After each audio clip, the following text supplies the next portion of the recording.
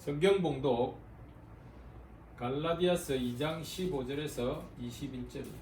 성경 봉독 갈라디아서 2장 12절에서 15절에서 21절. 제가 가진 성경 신약 성경 304페이지입니다. 제가 봉독해 올리겠습니다. 우리는 본래 유대인이요 이방 죄인이 아니로되 사람이 어렵게 되는 것은 율법의 행위로 말미암음이 아니요 오직 예수 그리스도를 믿음으로 말미암는 줄 알므로 우리도 그리스도 예수를 믿나니 이는 우리가 율법의 행위로서가 아니고 그리스도를 믿음으로써 의롭다함을 얻으려 함이라. 율법의 행위로서는 의롭다함을 얻을 육체가 없느니라. 만일 우리가 그리스도 안에서 의롭게 되려 하다가 죄인으로 드러나면 그리스도께서 죄를 짓게 하는 자냐? 결코 그럴 수 없느니라. 만일 내가 헐었던 것을 다시 세우면 내가 나를 범법한 자로 만드는 것이라. 내가 율법으로 말미암아 율법에 대하여 죽었나니 이는 하나님에 대하여 살려 함이라. 내가 그리스도와 함께 십자가에 못 박혔나니 그런즉 이제는 내가 사는 것이 아니요 오직 내 안에 그리스도께서 사시는 것이라. 이제 내가 육체 가운데 사는 것은 나를 사랑하사 나를 위하여 자기 자신을 버리신 하나님의 아들을 믿는 믿음 안에서 사는 것이라.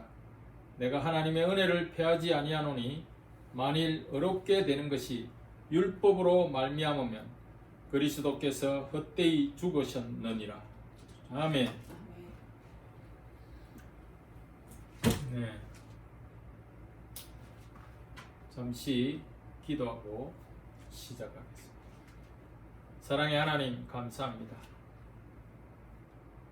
여기로 보나 저기로 보나 주님 존전에 나올 수 없는 이 죄인이 주님의 은혜에 힘입어 주님 단에 섰습니다. 오늘도 주님 말씀을 대언할 때 저희의 부족하고 연약하고 어리석은 모습 뒤로 감추시고 오직 주님만 나타나게 하시고 주님 말씀만 증거되게 도와주시옵소서. 예수님 이름으로 기도드립니다. 아멘. 하나님께서 창조하신 모든 만물은 홀로 존재하지 못합니다. 홀로 존재하지 않습니다. 모두 서로 연결되어 있습니다. 우리가 설명을 정확하게 하기는 어렵지만 모든 창조한 물질들, 창조한 만물들은 서로 유기적으로 관계를 유지하고 있다는 것입니다. 그 이유는 하나님께서 창조하신 모든 만물은 서로 협력하여 살라고 만드신 까닭입니다. 인간도 인간 외의 모든 피조물들과 긴밀한 관계를 맺고 있습니다. 우리는 풀 한 폭이 없는 세상, 물 한 모금 없는 세상, 또는 구름 한 점 없는 세상, 돌 하나 없는 세상, 날짐승과 들짐승 한 마리 없는 세상을 우리가 상상할 수 없습니다. 특별히 우리 성도들은 예수 그리스도와 뗄래야 뗄 수 없는 그런 관계를 맺고 있다고 할 수 있습니다. 그래서 성도는 예수 그리스도와 공동 운명체라는 것입니다. 이것이 바로 오늘 설교 본문의 주제입니다. 오늘 본문은 성도의 삶과 죽음이 그리스도와 연합되어 있다는 것을 보여주고 있습니다. 바울은 특히 본문에서 그러한 삶과 죽음의 관계를 율법과 연관지어서 설명합니다. 이는 예수 그리스도를 믿는 성도들 그 누구에나 해당되는 주제이기도 합니다. 성도의 삶은 어떠해야 하는지, 즉 예수 믿는 자의 삶은 어떠해야 하는지, 또한 무엇을 위해 무엇에 대해 죽고 살아야 하는지 본문을 통해 살펴보기로 하겠습니다. 첫 번째, 우리 예수 믿는 자의 삶은 어떠해야 됩니까? 첫 번째, 주님과 함께 죽습니다. 우리 19절을 본문 19절을 합독하겠습니다. 19절 본문 19절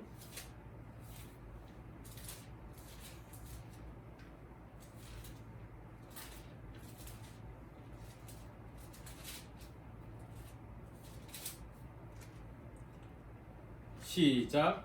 내가 율법으로 말미암아 율법에 대하여 죽었나니 이는 하나님에 대하여 살려 함이라. 아멘. 사도 바울은 내가 율법으로 말미암아 율법을 향하여 죽었나니 이는 하나님을 향하여 살려 함이니라고 고백합니다. 그리스도를 만나기 전에 사도 바울은 율법을 지키려는 열심이 정말 충만했던 사람입니다. 그는 율법만 보았지 그것을 다른 사람들에게 주었던 하나님은 보지 못했습니다. 복음 없는 율법의 열심은 자칫 사람을 무미건조하게 만듭니다. 그리고 심령을 상하게도 합니다. 심지어는 생명을 위협하기까지 합니다. 그래서 바울은 복음을 알지 못하고 율법에 따라 열심히 살 때 그리스도인들을 핍박하고 죽음에 넘겨주는 그런 악행을 아무런 꺼리낌 없이 스스로 자행했던 것입니다. 그에게는 이것이 바로 하나님에 대한 충성이었고 나름대로의 신앙이었습니다. 율법에 충성하는 사람은 타인을 죽일 수도 있다는 것입니다. 그러나 바울은 본문에 보듯이 그리스도를 만나고 회심한 후에 율법에 대해 죽었다고 고백을 하였습니다. 율법의 참된 의미를 알게 되자 인간적인 차원에서 추구하였던 의와 열심 등을 모두 버린 것입니다. 그러한 과거의 잘못된 열심을 모두 버린 그런 것은 오직 하나님을 향하여 살려 함이라고 바울은 말하고 있는 것입니다. 이처럼 주님을 인격적으로 만난 사람들은 형식적이고 거짓된 것을 벗어버립니다. 그런 거짓된 위선의 껍데기를 버리는 것이 바로 성도의 죽는 삶입니다. 남들에게 나쁘게 평가받는 것을 두려워서 외식적으로 하는 행동, 입에 발린 칭찬의 말, 그리고 겉으로 꾸미기에 급급한 경건 등은 모두 버리고 그러한 외식을 추구하는 마음을 죽여야만 합니다. 자신의 욕심을 그렇게 죽이고 포기할 때만 주님을 바로 만날 수 있기 때문입니다. 자신의 체면이나 재물 등을 포기하지 않고서는 결코 가난하고 어렵게 살았던 예수님을 만날 수 있는 재간이 없음을 명심해야 합니다. 사회적인 체면 유지를 이유로 교회 생활을 하는 자들이나 남에게 보이기 위한 경건, 봉사로 외식하는 사람들은 결단코 주님의 참된 은혜와 사랑을 경험하지 못할 것입니다.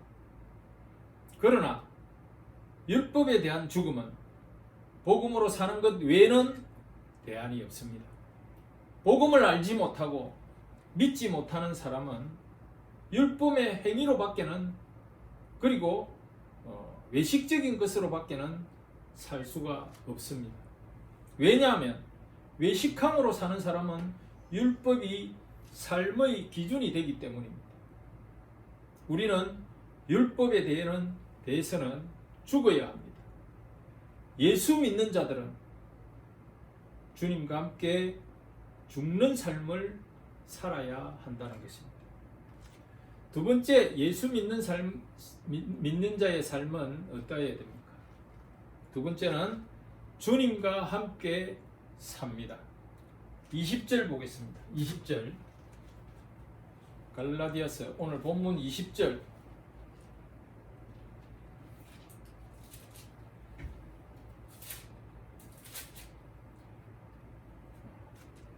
너무나 여러분들이 잘 알고 있는 구절입니다. 내가 그리스도와 함께 십자가에 못 박혔나니 그런즉 이제는 내가 사는 것이 아니요 오직 내 안에 그리스도께서 사시는 것이라.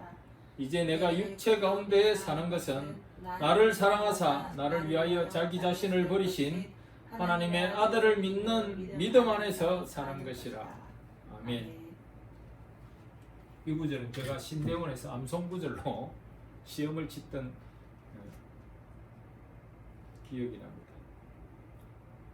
율법을 죽이는 것은 복음입니다. 율법이 죽으면 사람이 살아납니다. 율법에 죽는 자는 복음을 믿는 믿음으로 살아납니다. 그래서 사도 바울은 그런즉 이제는 내가 산 것이 아니요 하나님의 아들을 믿는 믿음 안에서 사는 것이라고 오늘 본문에서 말하는 것입니다. D.L. 무디, 드와이트 라이먼 무디가 탄광촌을 방문해서 구원에 대한 설교를 했을 때입니다. 그 설교의 내용은 광부는 엘리베이터로 편리하게 갱에 내려가서 일하지만 그 엘리베이터를 만들기 위해서 광산주는 많은 돈을 들여야 된다고 했습니다. 그리고 마찬가지로 하나님은 우리를 구원하기 위해서 그 독생자인 예수 그리스도를 희생시키는 대가를 치렀다는 이런 내용의 설교를 하고 내려왔습니다. 그런데 한 강부가 헐레벌떡 무디에게 찾아와서 질문을 합니다. 무디 선생님께서는 우리가 그저 예수님을 믿기만 하면은 구원이 값없이 주어진다고 했는데 세상에 아무리 작은 것이고 하찮은 것이라도 값이 있건만 공짜라는 것이 어쩐지 믿어지지 않습니다. 뭔가 값이 있어야 할 것인데 하고 의아스럽게 질문을 합니다.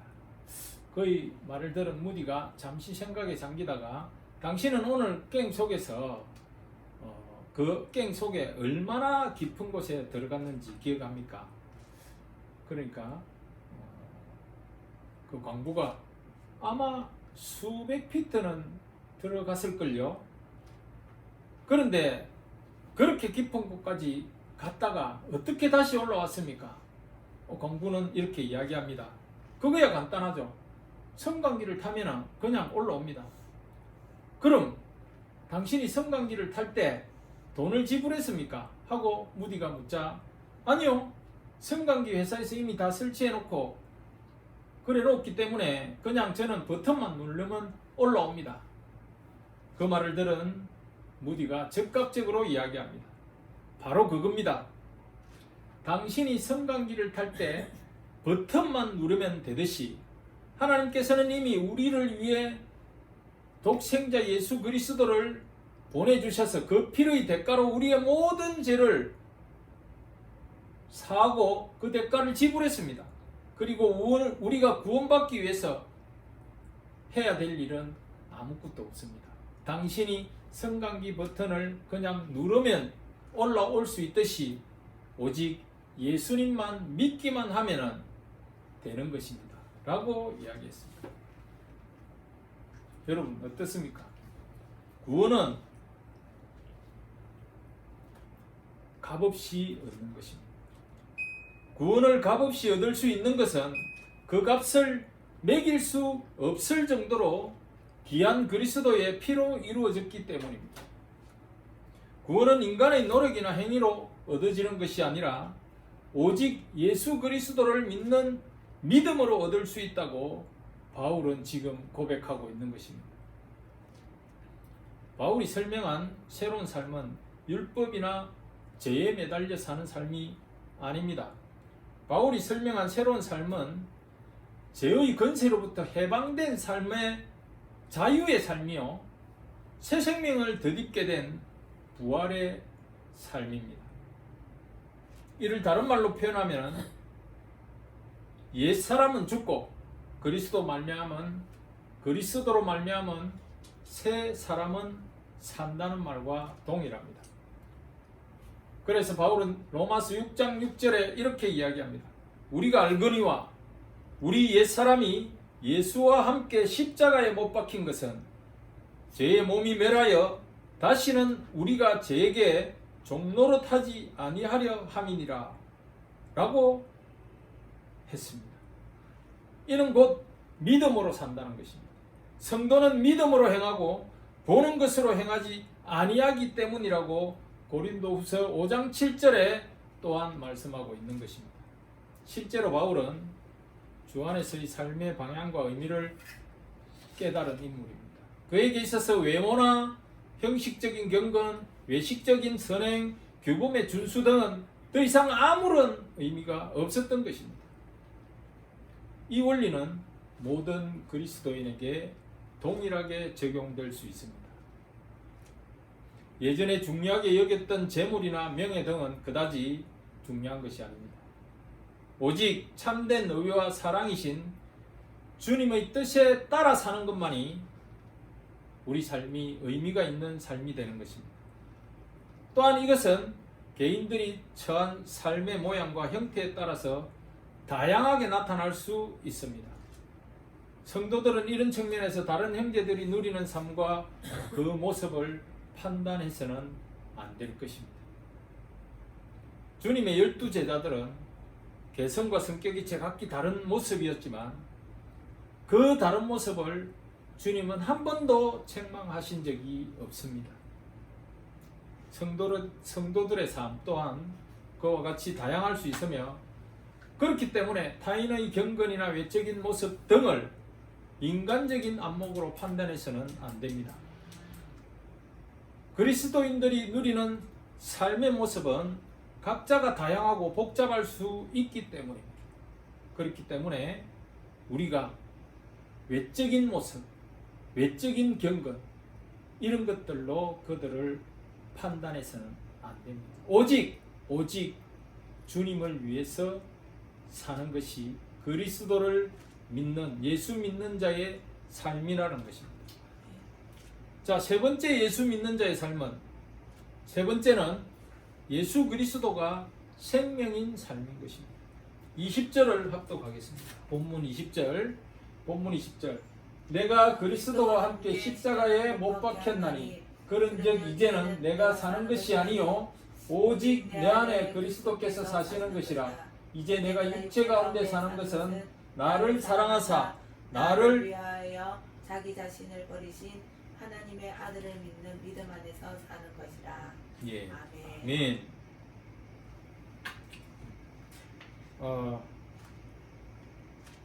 이는 제가 이 합독 성경 구절을 잘못 적은 것 같습니다. 맞습니까? 예, 맞습니다. 이 맞는데 두 번째 예수 믿는 자의 삶도 20절이었습니다. 예, 예수 그리스도가 생명이며 생명의 근원입니다. 그래서 바울은 내가 그리스도와 함께 십자가에 못 박혔나니 그런즉 이제는 내가 사는 것이 아니요 오직 내 안에 그리스도께서 사시는 것이라고 고백합니다. 예수 그리스도를 믿음으로 율법의 사람 바울은 죽었습니다. 그리고 바울 안에는 예수 그리스도께서 다시 살아나셨습니다. 그래서 바울은 부활하신 그리스도께서 자신 안에 살아 계시기 때문에 자신이 살아있다고 고백합니다. 이는 그리스도를 생명의 근원으로 고백하는 것입니다. 그리스도께서 이 땅에 계실 때에 나는 부활이요 생명이니 라고 말씀하셨던 요한복음 11장 25절의 그 말씀 그 내용을 확정하는 고백입니다. 이 말씀은 그리스도께서 생명을 주신 분이라는 설명이지만 그러나 그보다 더 나아가 참된 삶을 살 수 있도록 생명의 능력을 지속적으로 충족시키는 분이라는 의미이기도 합니다. 즉 예수 그리스도는 성도가 의롭고 바른 길을 살아갈 때에 그에게 용기와 힘을 주시는 분이라는 의미입니다. 구원받은 자들은 이러한 주님의 은혜를 지속적으로 받아야 합니다. 주님과의 끊임없는 교제를 통해서 환난을 이길 힘을 얻고 자신이 살아가는 삶의 방향을 계속해서 지도받아야 합니다. 주님으로 인해 구원받은 자가 그분의 힘을 계속 공급하지 못하고 스스로의 능력과 힘만을 의지할 때 그는 분명코 올바른 길에서 실족할 것입니다. 그 사실을 명심하시고 예수 믿는 자들은 오직 주님만을 따라야 하는 것입니다. 사랑하는 성도 여러분, 예수 믿는 자, 즉 우리 성도는 그리스도의 것입니다. 그리스도와 공동 운명체입니다. 그리스도께서 십자가에서 죽을 때 우리의 죄도 함께 죽었습니다. 그리스도께서 부활하실 때 우리의 영혼도 영생을 얻게 되었습니다. 그리스도께서 우리 안에 그리스도의 생명, 부활의 생명이 있습니다. 부활의 생명은 새 생명이며 헌신하는 생명이며 선한 일에 힘쓰는 생명입니다. 성도는 이 생명으로 악을 이기며 세상을 이길 수 있는 것입니다. 종교개혁자 루터가 어느 날 밤 이상한 꿈을 꾸었습니다. 꿈에 사단이 나와서 그의 제목을 하나하나 열거하면서 내게 이러이러한 죄들이 있으니 함께 지옥으로 가자고 말하는 것입니다. 그것을 본 루터가 사단에게 이야기합니다. 자기 제목을 보면서 내 제목이 이것밖에 되지 않느냐, 이게 전부 다냐 라고 이야기를 하니까 사단이 잠시 고개를 갸우뚱하더만 다시 밖에 나가서 좀 더 시간이 지나고 나서 사단의 제목을 좀 더 추가를 합니다. 이런 저런 제목을 추가를 합니다. 그래서 루터는 다시 묻습니다. 이제 이 제목 위에 더 이상 나의 제목이 없느냐? 이렇게 묻고 사단이 써준 그 제목 위에다가 이렇게 씁니다.